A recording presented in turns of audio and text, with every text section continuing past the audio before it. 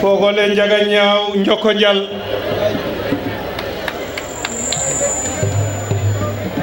Monsieur l'adjoint au préfet du département de Mbour, Monsieur l'adjoint au sous-préfet de l'arrondissement de Fissel, Madame le maire de la commune de Ndiaganiao, Mesdames, Messieurs les maires et représentants de maires, Monsieur le directeur de l'assainissement, Monsieur Racine Khan, représentant de l'UNICEF, et Mesdames, Messieurs les représentants des partenaires techniques et financiers, Mesdames, Messieurs les chefs de services régionaux et départementaux, Madame la directrice nationale au ministère de la Femme, Mesdames, Messieurs les représentants des organisations associatives, chefs de village, chefs religieux, chefs coutumiers, chers invités, Fogole Ndiaganiao, Mekhe Nyal Wanoun, Fogole Ndiaganiao, Djokondial. C'est pour moi un réel plaisir de venir ici à Ndiaganiao pour y présider la cérémonie officielle de l'édition 2023 de la Journée mondiale des toilettes, événement inscrit dans l'agenda des Nations Unies depuis 2013.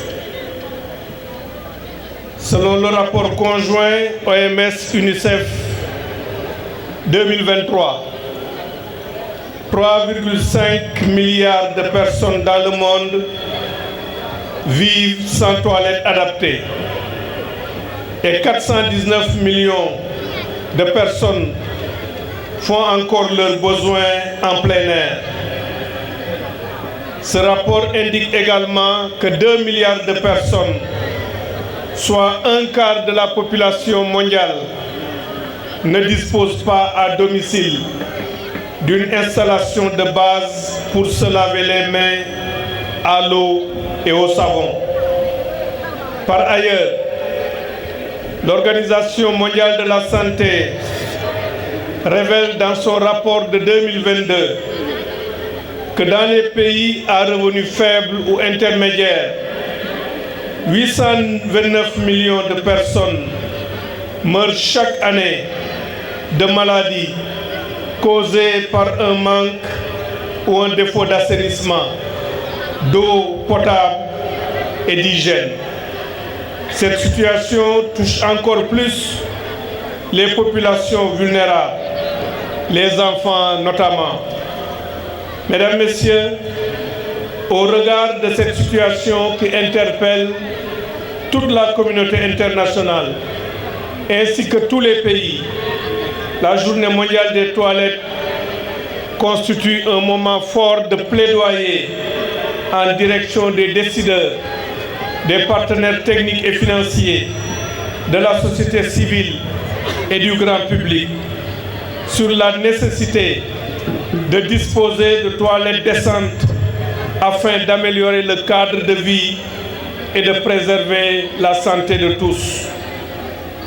Le thème de l'édition 2023, accélérer le changement, renseigne sur l'urgence de renforcer l'engagement des acteurs pour faire face aux urgences mondiales de l'assainissement. Au-delà du rôle majeur que joue l'assainissement dans la protection de l'environnement et la préservation de la santé, l'accès aux services y afférents constitue un catalyseur du développement durable et favorise une grande résilience aux effets du changement climatique. Il s'y ajoute que la disponibilité de toilettes à la maison, à l'école, dans les lieux publics, dans les lieux de travail, participe à l'affirmation de la dignité humaine. C'est ainsi qu'en Wolof, à juste titre, on dit Sama Wanak, Sama Sak, ou en Serer, douche, Nenmi, Sak, Nenmi.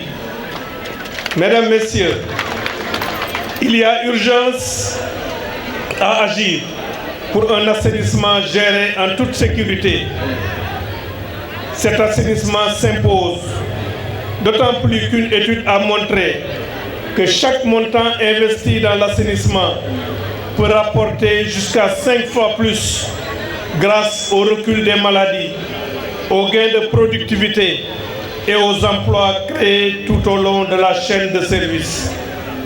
C'est pour avoir compris cela que le chef de l'État, le président Macky Sall, a lancé d'importantes initiatives pour appuyer les ménages les plus démunis à disposer de systèmes d'assainissement individuels et collectifs adéquats, conformément à sa politique d'équité sociale et territoriale.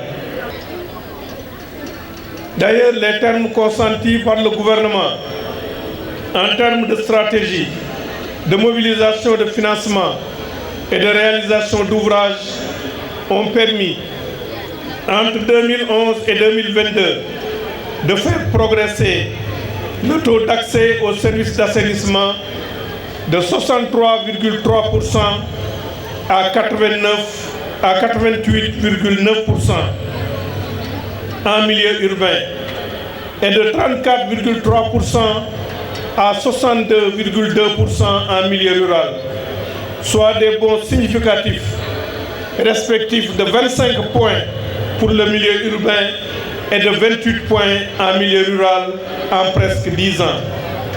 Le taux d'accès global à l'assainissement au Sénégal, dans notre pays, étant passé sur la même période de 49%, pratique de défécation à l'air libre qui est passé de 30% en 2011 à 12% en 2022 et ainsi a reculé de 18 points. Mesdames, Messieurs, toutes ces initiatives adossées au plan Sénégal émergent entrent en droite ligne avec les orientations de l'objectif de développement durable numéro 6. Ces initiatives démontrent également l'intérêt que le chef de l'État, le président Macky Sall, accorde au sous-secteur de l'assainissement en général et au bien-être des populations en particulier.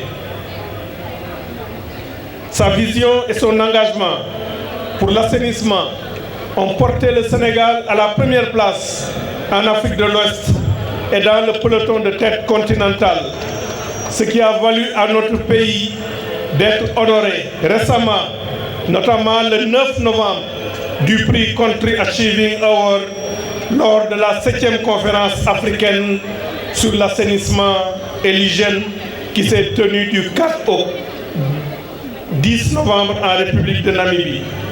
Mesdames, Messieurs, relativement au choix porté sur la région de Thiès pour abriter cet événement, il ne s'agit pas d'une décision fortuite, car ces efforts sont apparus,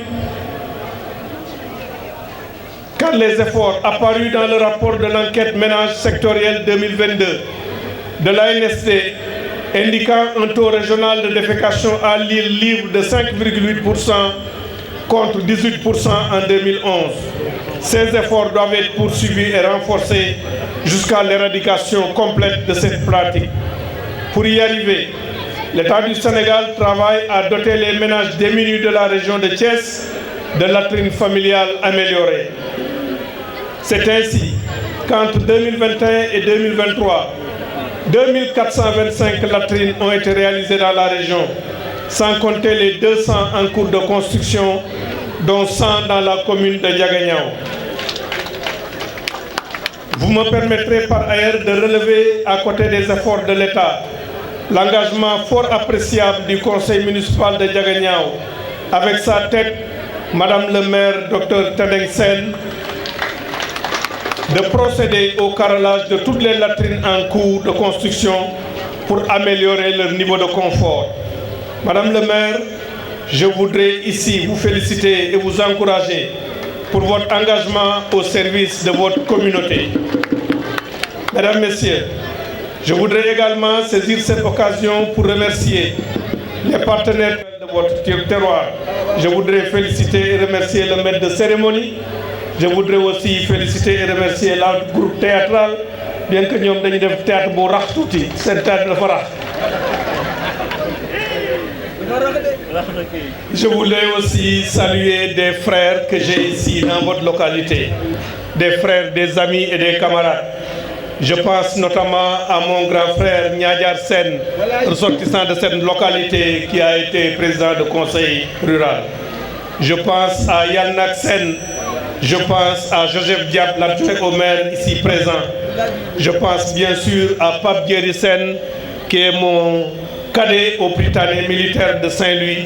Je pense à l'ancien inspecteur d'académie Ngari Faye, avec qui j'ai travaillé au ministère de l'Éducation nationale, et à tous les autres camarades, amis, peut-être que dont j'ai omis le nom. Je termine en invitant tous les acteurs à rester mobilisés et à accélérer le pas vers l'accès universel à l'assainissement, y compris des toilettes répondant aux normes pour le bien-être de tous. Je vous remercie de votre écoute attentive.